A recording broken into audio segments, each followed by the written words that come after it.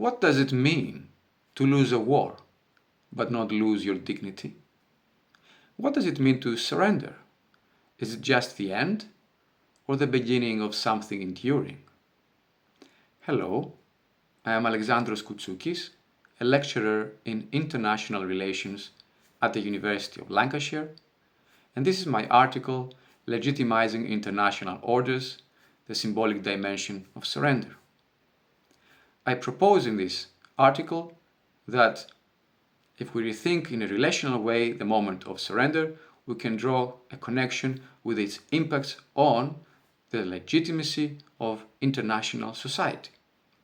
How do I build this argument?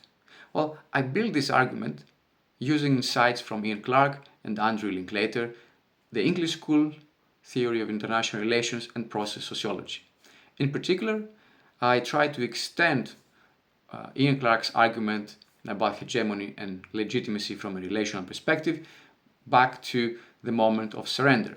And I illuminate the moments of surrender in a unique way by relying on the long-term perspective of Andrew Linklater and his analysis of symbols in world politics as orientational mechanisms, having an orientational function.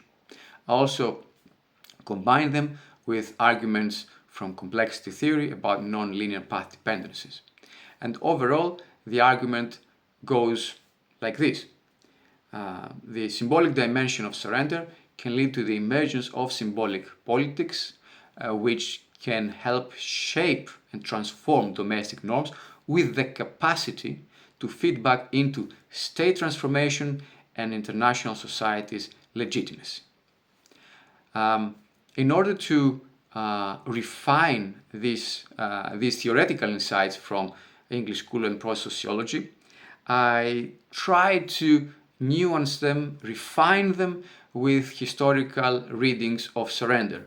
A constant source of inspiration for me is Thucydides, and this is what I do. I go back to the Peloponnesian War, reread cases of surrender, analyze one such example, and it's particularly helpful for me because, as I argue here and elsewhere, Thucydides builds historical accounts based on a long-term perspective combined with short-term changes, like short-term processes like surrender, which illuminate, help us understand the impacts on domestic and international society.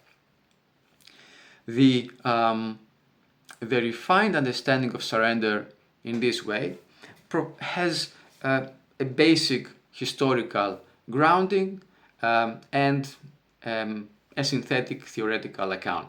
On its own, that's not enough.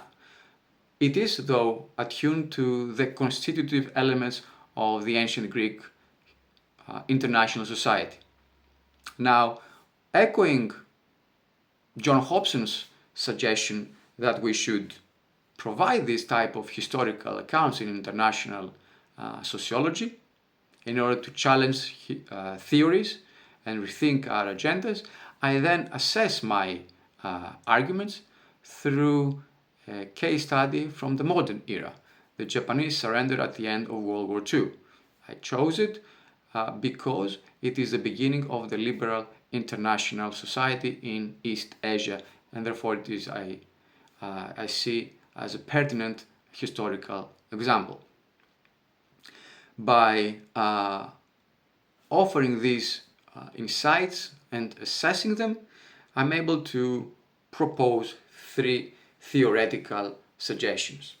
Firstly, we need to rethink surrender and study it from a relational perspective.